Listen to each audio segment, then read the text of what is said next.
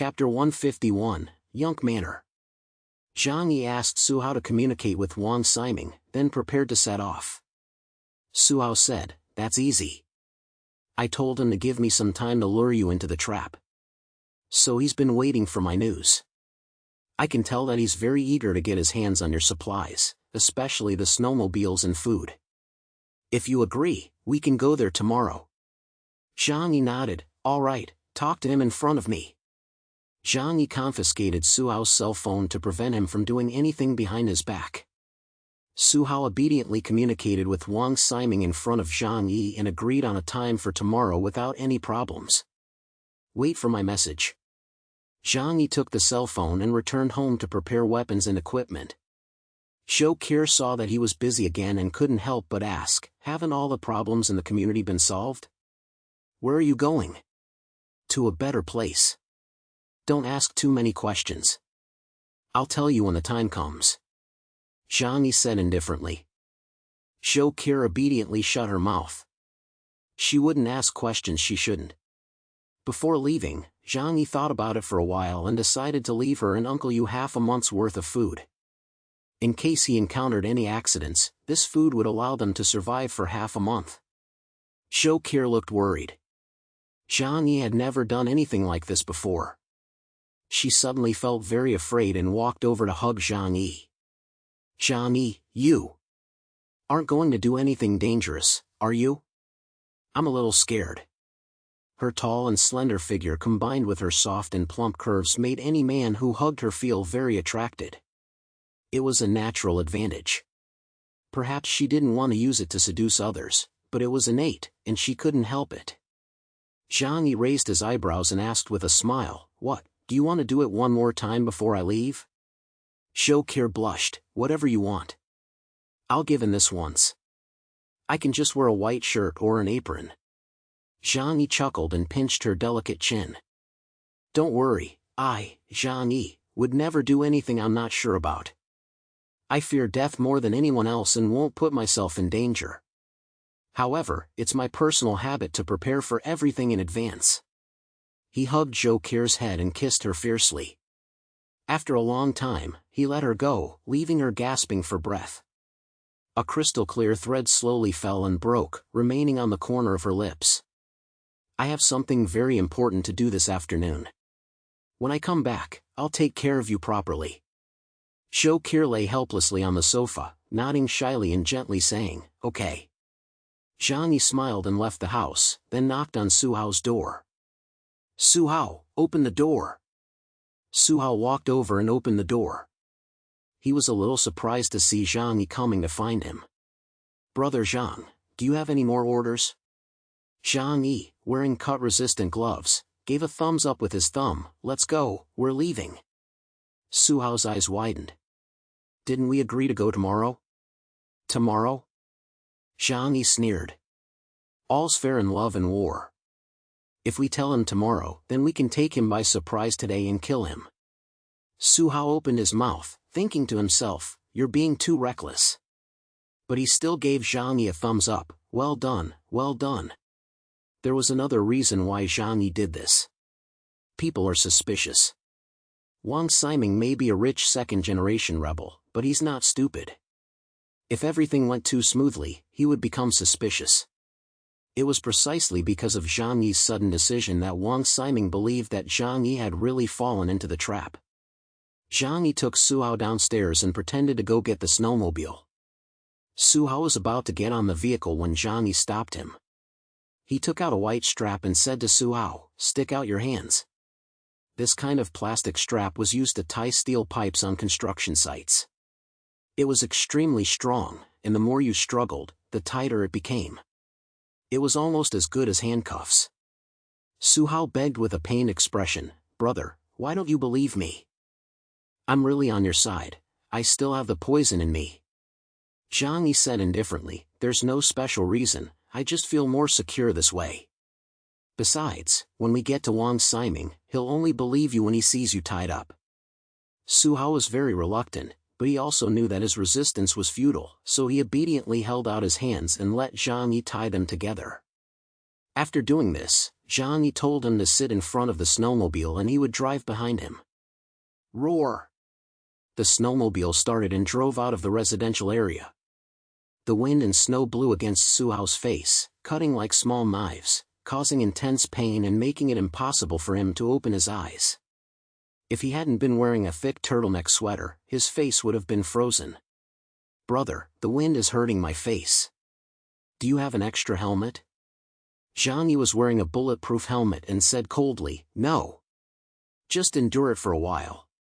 Besides, the more miserable you look, the more real it will seem. At that moment, Su Hao really wanted to cry. An hour later, the two arrived at the most exclusive villa area in Tianhai City, near Yunk Manor. After arriving here, Zhang looked at the surrounding scenery and couldn't help but be a little stunned. This place was really too good, there were no words to describe it. He had seen luxurious villas and high-rise buildings before, but this villa area surpassed other high-end villas with its location alone. Yunk Manor was backed by two mountains, with the Heron River of Tianhai City in front of it. From a distance, the terrain looked like a grand armchair, with Yunk Manor sitting in the middle of it. Behind it was a natural barrier, with the wind passing between the two mountains and falling onto the Heron River in front of it. This feng shui was obviously designed by a master. There are many business people in the south who are obsessed with feng shui, so it is only natural that this luxury villa area has excellent feng shui. However, what impressed Zhang the most was that because Yunk Manor was backed by two mountains as a barrier, the community became a natural windbreak. After heavy snowfall, the snow would be blown by the wind between the two mountains toward the Heron River.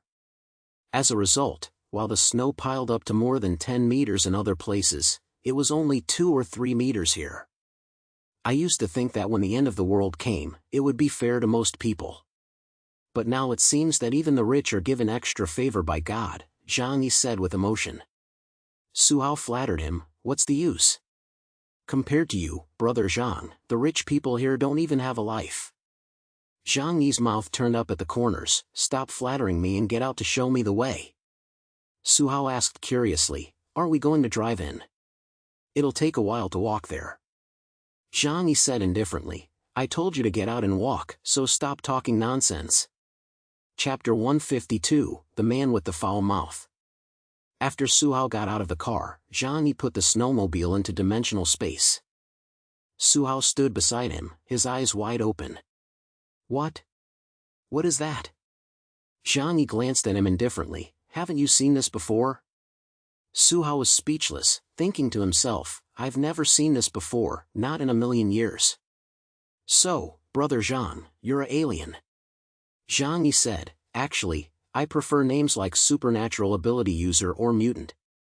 Alien always sounds a bit discriminatory. Su Hao was full of curiosity, I've learned something new, I've really learned something new. Zhang trudged forward through the snow, and Su Hao quickly followed, his face full of flattery, brother Zhang, I'll follow you from now on. You're like my own brother, please take care of your little brother. Zhang said, that depends on your performance. Su Hao nodded vigorously, don't worry, I know that guy Wang Siming very well. This operation will definitely be a success. Zhang curled the corner of his mouth, you'd better hope so. He put away the snowmobile to prevent Wang Siming from killing someone. Although Zhang had mastered the new ability of dimensional space, he wasn't going to take any unnecessary risks. The two walked toward the neighborhood. There were more than 100 villas in Yunk Manor. Most of the snow had been blown away, only covering half of the doors. Because it was close to the river, the temperature was even higher than in the Yuelu neighborhood. The two trudged through the snow, slowly attracting the attention of some people. Zhang clearly noticed some figures appearing behind some windows. He asked Su Hao beside him, why do I feel like there are still a lot of people alive here? Do rich people have a habit of storing food on a daily basis? Su Hao was very familiar with this. He said to Zhang that's exactly right. It's just that what they store is a little different from what ordinary people store. For example, my dad stored more than 100 top-quality Spanish hams in our cold storage. Not to mention that everyone who lives here is a famous tycoon. Basically, Every villa has a wine cellar and special food supplies. In addition, everyone lives separately, so there won't be large-scale hunger and conflict like in the Uelu neighborhood. Naturally, people will live longer. Zhang Yi nodded. I see. He wasn't too concerned about these things. No one knew him here anyway, and due to the lack of food, the rich people here would still starve to death after living for a while. The two walked forward along the road. Wang Siming's villa was located in the center of the community, numbered 101. The two walked forward slowly, Zhang Yi observing the surroundings as he walked. Firstly, he wanted to check if there was any danger, and secondly, he wanted to familiarize himself with the surroundings in preparation for the future. When the two passed the villa, Zhang Yi suddenly heard an excited shout. Hey, are you here to save us? Zhang Yi and Su Hao turned their heads to look. They saw that the window of the villa had been forcefully opened, and a man wrapped in a black down jacket was waving vigorously in their direction. Who is it? Zhang Yi glanced at Su Hao. Your friend? Su Hao wasn't sure either, as he did have many acquaintances in the area. I don't know. But Zhang, let's just ignore him and leave him to die. Su Hao didn't care either. Zhang Yi nodded and was about to continue on his way. But when the man saw that the two were unmoved, he clearly became a little anxious. Shit, are you deaf? MD, I'm telling you to come over here, can't you hear me? The man waded through the snow and quickly blocked Zhang Yi and Su Hao's path. Zhang Yi frowned slightly. Why is he so foul-mouthed? Why does he sound familiar? He put his hand on his thigh, wanting to kill this guy. However, considering their next move, he didn't want to alert the enemy, so he didn't act for the time being. He just looked coldly at this man, wanting to figure out who he was. Su Hao was unhappy. He knew better than to let Zhang Yi take action at a time like this. So he stepped forward and asked, Who the fuck are you? The man pulled away the scarf wrapped around his face, revealing his pale, fat face. Don't you even recognize me? I'm Zhang Dada, the famous TV host. Zhang Yi smiled. No wonder the voice sounded familiar, especially that foul mouth, which had become his trademark in the entertainment industry. Zhang Dada didn't even look at the two men's expressions and started cursing right away. Are you two candles?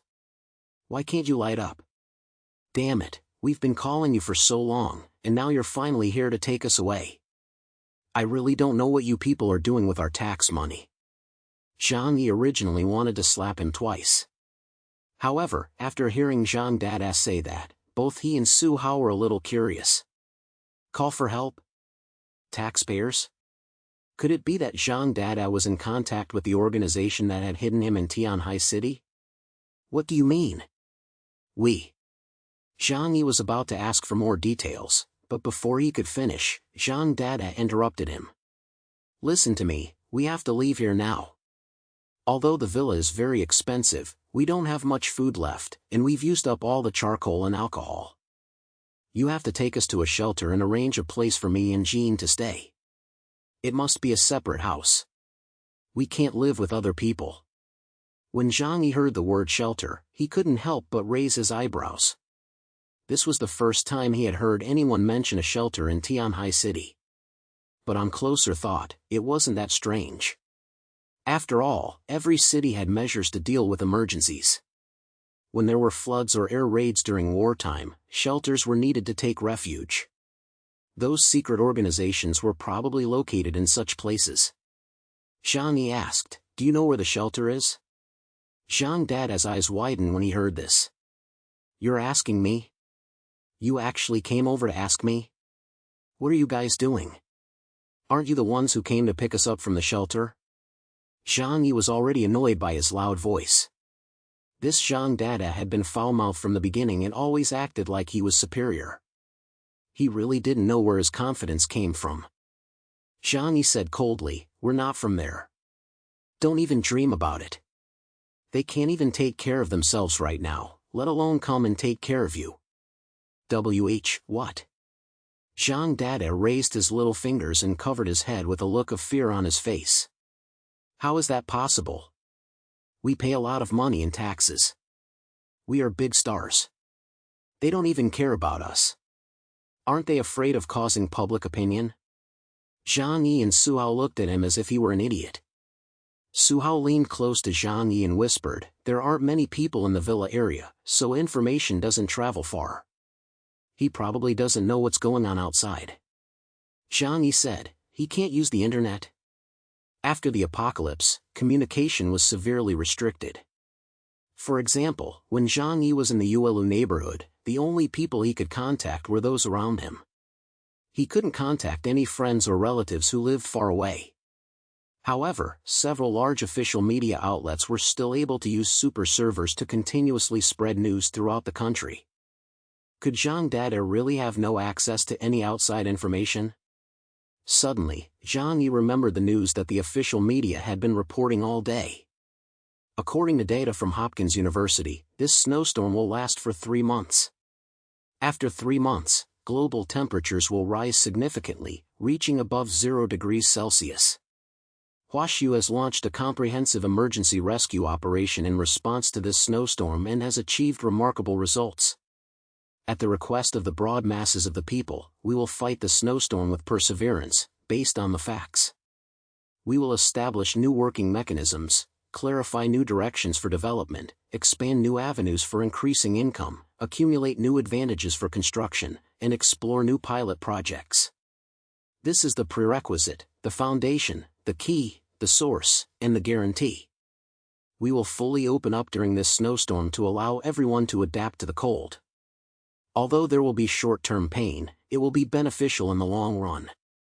Looking at the global landscape, the scenery here is uniquely beautiful. He suddenly understood why Zhang Dada was being like this. Chapter 153, You Are Too Beautiful, My Soulmate. Zhang Yi looked at the foul-mouthed Zhang Dada in front of him and felt sorry for him. He actually fantasized that someone would come to save him. He probably thought that the snowstorm would pass quickly, and then he could become a celebrity again and continue to look down on ordinary people. It was no wonder that the higher one's status, the more one feared the end of the world. Because all their wealth, status, and social connections would be gone. Let's go. Zhang Yi didn't want to waste time with Zhang Dada, so he called Su Hao and prepared to leave. Who would have guessed that Zhang Dada was not happy about that? Where did you guys come from? Do you have anything to eat? Oh no, we're pretty far away from the supermarkets and shopping malls where the common people go. In the past, food was airlifted from abroad. Now it's too cold, and the planes aren't flying. Shit, those bastards took my money and didn't do anything.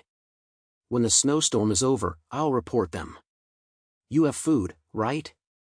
Sell me some, I'll pay you 10 times the market price. Zhang Dada looked arrogant and bossy. Perhaps he was used to being so high and mighty in the past and hadn't changed his ways. Zhang Yi sighed. I'm busy and don't want to deal with you. But you're such a jerk, you deserve to be beaten. After Zhang Yi finished speaking, he swung his hand and struck Zhang Dada in the face. His face was hit so hard that it was twisted, and his nose bled as several teeth flew out. With a thud, he was knocked down into the snow. Zhang Dada covered his face, looked at Zhang Yi in shock, then pointed at Zhang Yi with his index finger and cursed, You dare hit me! Do you know who I am? I'm Zhang Dada, you piece of shit, are you trying to die? Zhang Yi was really angry. He rushed forward and kicked Zhang Dada in the face with his big foot. His heavy snow boots left merciless marks on his face. You stinking idiot, you really think you're so great, acting all tough in front of me? I'll beat you to death. Su Hao also followed suit and kicked him several times. Zhang Dada was beaten until he cried, and at first he was still a little stubborn, but he soon cried and begged Zhang Yi to spare him. Stop it, you guys. Just as Zhang Yi was beating him up, someone else came out of the villa and told them to stop. Zhang Yi and Su Hao glanced at the person, but couldn't see clearly. They only thought that the person was slim and weak, like a woman. Could it be Kai? Su Hao said to Zhang Yi with a smile. The person saw Zhang Dada being beaten and had no choice but to come out. When he came to Zhang Yi and Su Hao, he slowly took off his hat and scarf, revealing a fair and delicate face. Zhang Yi and Su Hao couldn't help but say, "It's really Kai." They were very familiar with this face. Zhang Yi hadn't seen his performances, but he had seen various videos of him imitating other dancers. Seeing the surprised looks on their faces, the man smiled slightly and said confidently, "I'm sure you recognize me. I'm Kai Jin, a famous idol who has been in the industry for 2.5 years. The person you're beating up is my friend. I hope you'll spare him for my sake." The person in front of Zhang Yi was indeed the top idol of the past few years, the controversial young actor Kai Jin. When Zhang Dada saw Kai Jin coming over, he got up from the ground like a dog with a master and raised his chin, saying, "I'm a good friend of Jin. If you hit me, you'll be attacked by his fans." Zhang Yi was full of scorn. People who live in the past and refuse to face reality are actually quite pitiful. Kai Jin frowned and suddenly took a lip balm out of his pocket. "Oh no, the air outside is too dry, my lips are chapped." While applying the lip balm, he said to Zhang Yi and the other, "Aren't you the ones Director Sure sent to take me away?" Zhang Yi had no idea what he was talking about. He had no idea who he was referring to. "No, we're just passing by." Kai Jin's eyes dimmed, like a woman who had been abandoned by her lover. How could she bear to leave me here alone? Didn't she say she would love me forever? Zhang Yi's eyes were strange, as he began to understand the relationship between Director Sure and this man. "We don't have anything to do here, so we're leaving. Goodbye." Zhang Yi didn't want to deal with them and was about to leave. But Kai Jin stopped him. "Wait. You must have something to eat. Please share some with us." He picked at his hair with his little finger and said, "I can give you my autograph in exchange. Is that okay?" Zhang Dada said from the side, "You guys are really lucky.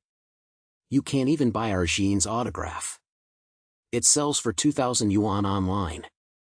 Zhang Yi laughed and said, "I'm not interested." If it weren't for the fact that Zhang Yi didn't hit women, he would have already struck her. Kai Jin heard that Zhang Yi didn't want his autograph and bit his lip in despair, clenching his small fist as if he had made a huge sacrifice. "All right, I can take a picture with you. Are you satisfied now?"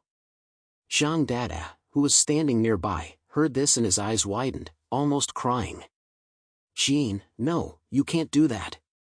How can you just take a picture with someone else? People like them don't deserve it." Kai Jin took a deep breath and looked at Zhang Dada with determination.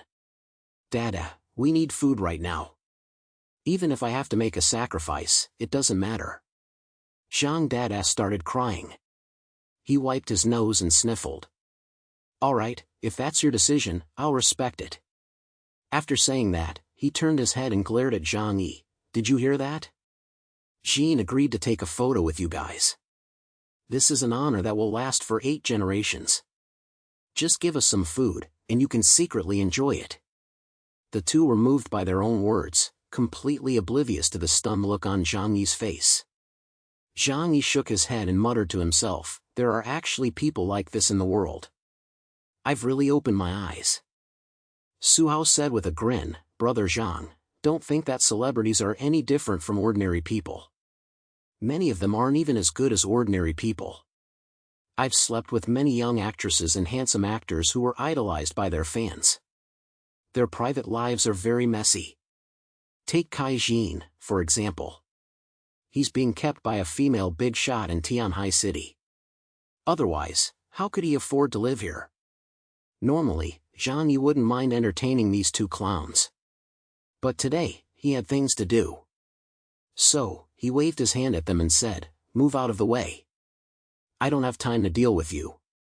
Upon hearing this, Kai Jin and Zhang Dada's expressions changed drastically, as if they had heard an utterly unreasonable demand. Chapter 154, Beautiful Young Woman. Kai Jin trembled and pointed at Zhang Yi, saying, He actually refused. Does he know how many people dream of taking a photo with me?" Zhang Dada comforted Kai Jin while angrily scolding, "Where did you two come from? Do you know where this is? Do you know how big the gap between us and you is? With such a great opportunity right in front of you, you don't know how to cherish it. You deserve to be at the bottom of society for the rest of your lives." he was afraid that Zhang Yi and Su Hao would run away because they really didn't have much food left in their house. So, while talking, he walked over and grabbed Zhang Yi's sleeve to prevent him from leaving. "Let me tell you, since you came here today, you have to give us some food. Otherwise, don't even think about leaving." Zhang Dada shouted hysterically. Su Hao sighed, "This guy is done for." Sure enough, Zhang Yi was annoyed by Zhang Dada's shrewish behavior. He didn't want to make things worse, but some people just like to be despicable. What could he do? Zhang Yi didn't say anything, just grabbed Zhang Dada by the hair with one hand and pulled out a gun with the other.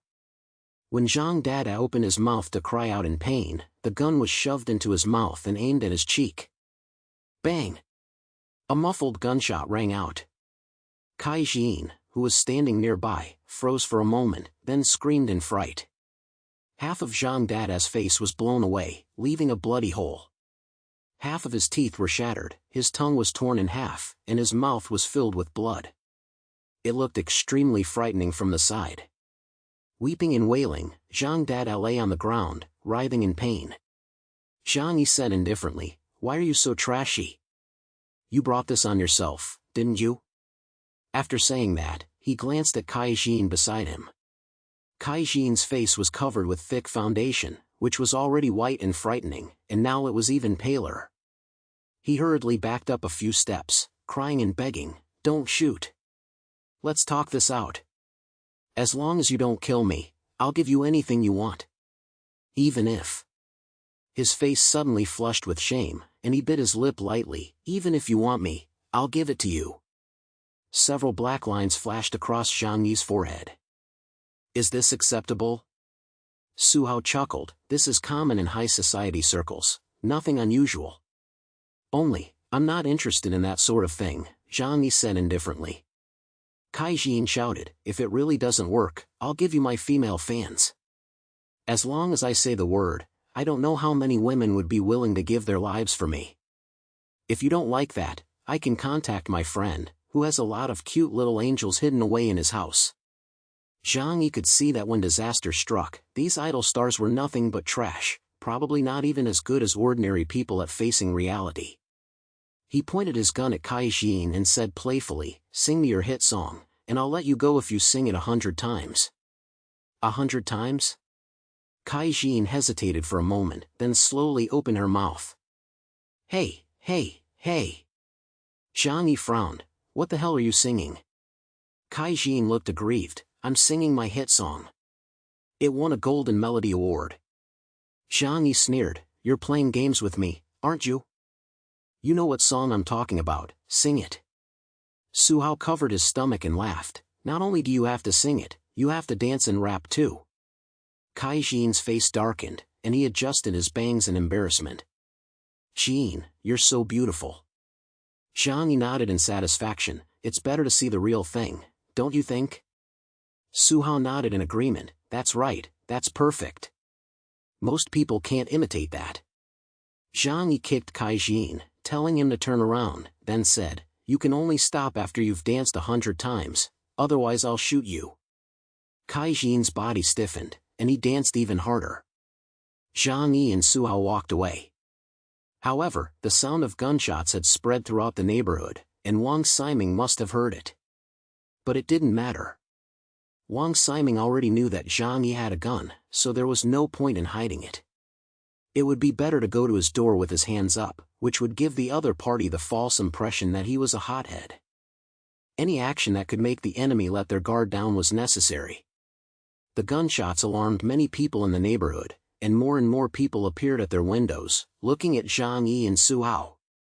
However, the two were fully covered from head to toe, making it impossible to identify them.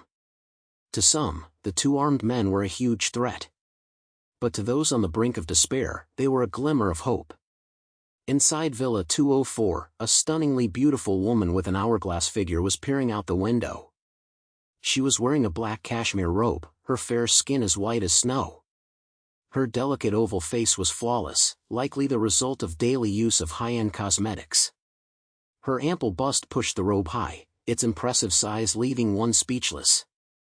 Through the loose robe, one could faintly see large patches of smooth, white skin and black lace. Due to her position at the window, her body formed a natural S-shaped curve. The two rounded buttocks behind her were high and firm, forming the perfect peach butt. Her slender waist was like a car steering wheel, making one want to grab it and drive away. Underneath her nightgown, her two white calves were covered with black stockings, and her delicate and elegant feet were too small to hold. Only people from wealthy families, either top-level millionaires or top celebrities, could live in a place like this. The young woman saw Zhang Yi and Su Hao walk past the door with her own eyes, biting her pink lips, her face full of conflict. Since it was in the south, her villa was specially equipped with a fireplace, so the indoor temperature was much higher than outside. But when she came in, the charcoal was almost burned out, and the food had run out 3 days ago. She was now so hungry that she was dizzy and needed to replenish a large amount of protein. But in this place, although the people nearby were neighbors, they had no contact with each other on a daily basis. She had no way to borrow some food. Let alone the current situation with the snowstorm, who would be willing to lend her anything? These two strangers, however, gave the wealthy woman a glimmer of hope. They had dared to come in the heavy snow and looked fit and strong, which meant they had enough food and the ability to survive in such extreme cold. It seems I must try if I want to survive. She looked at the mirror in the corner of the room. The woman in the mirror was still stunningly beautiful, with a curvaceous figure. This body had once been the object of desire for countless men across the country. She thought she might as well give it a try. After all, who would refuse a stunningly beautiful top-tier actress? Chapter 155, Yunk Manor 101. Zhang Yi didn't know that he was being watched. He was highly focused because he knew that a life-and-death battle was about to begin. Before long, the two arrived near Yunk Manor 101.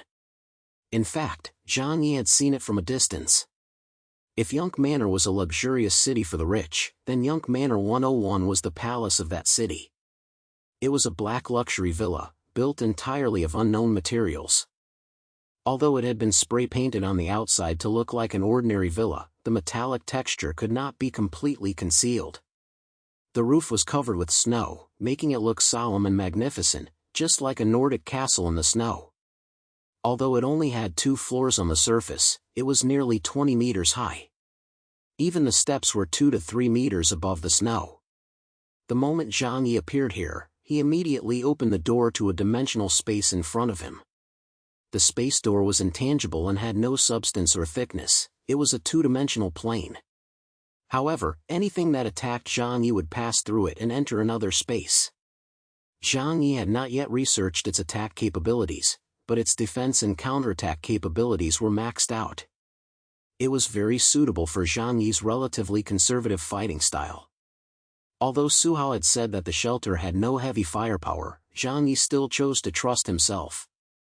Zhang Yi pushed Su Hao, causing him to stumble, then pointed his gun at his head and said, "Is this the shelter you were talking about?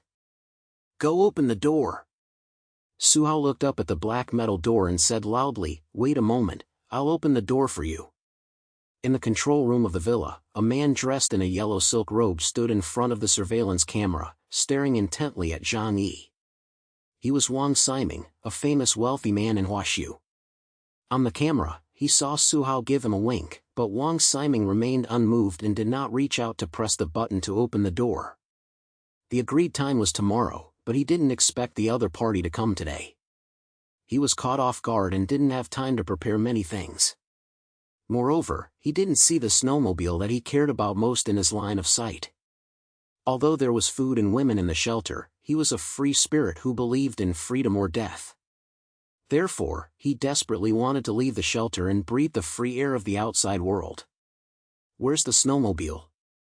Wang Siming frowned, looking very dissatisfied.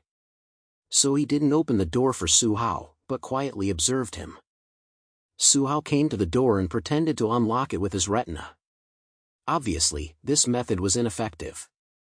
Zhang Yi waited at the door for a while and became a little impatient. He picked up his gun and aimed it at Su Hao's back of the head. "You bastard. You dare to play me. Believe it or not, I'll shoot you right now." Su Hao was terrified. "No, don't shoot. I can open the door, I'm sure I can open it. Let me try again. He trembled as he approached the door of the room, actually signaling to the surveillance camera. The door can be opened, it can be opened. We've worked so hard, we can't let it all go to waste. Otherwise, we won't find such a good opportunity again. In the control room, Wang Ximing understood what Su Hao meant. He was telling him that if they didn't take Zhang Yi this time, Su Hao would die here. And if Su Hao died, there would be no one to help him lure Zhang Yi over. Wang Ximing rubbed his chin, not really trusting Su Hao that much. But when he thought of the impenetrable defenses of this shelter from a modern physics perspective, Wang Ximing had nothing to fear. If you dare to play any tricks, I'll burn you to death. I'll turn you into roast pork.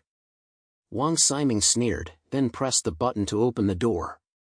At this moment, outside the door, Zhang Yi heard the sound of machinery starting up and quickly pulled Su Hao in front of him, pressing the pistol tightly against his head. This was an act. But it wasn't just an act. If anything unexpected happened, he would not hesitate to use Su Hao as a shield or blow his head off. In front of Zhang Yi and Su Hao, a thick black metal door slowly opened.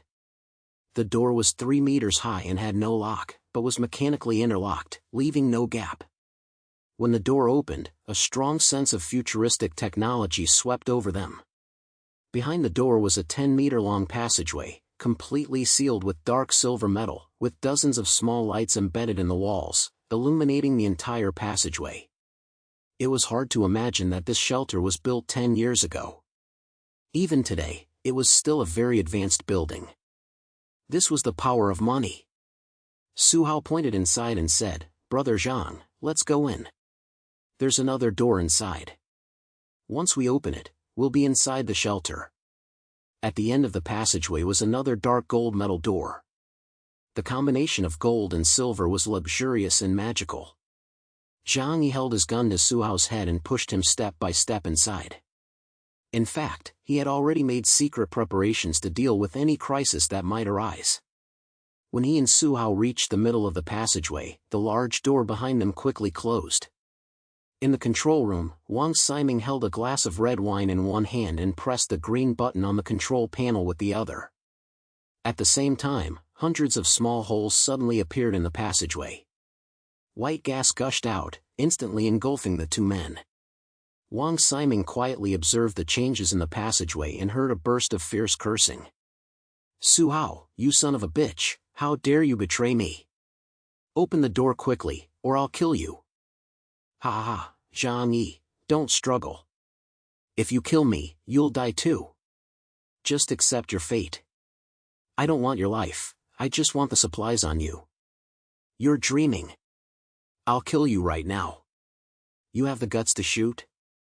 If you kill me, you won't live either." A burst of gunfire quickly rang out inside the passageway. Wang Ximing shook his wine glass and waited silently, unconcerned. The high-strength sleeping gas used in the shelter would cause anyone who inhaled even a small amount to fall into a coma for up to 24 hours. Even if they woke up, they would be completely helpless. He waited for a full 5 minutes, allowing the gas to fill the entire passageway and confirming that Zhang Yi and Su Hao had inhaled a large amount of the sleeping gas, before turning off the switch. "We can go and tie them up." Wang Ximing smiled confidently, as if everything was under his control.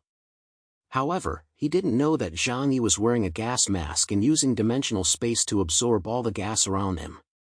Zhang Yi was just leaning against the wall pretending to be unconscious, while Su Hao was really unconscious. Zhang Yi narrowed his eyes slightly, falling in the direction of the dark gold metal door. Once Wang Ximing appeared here, he would pull out his gun and take that guy out.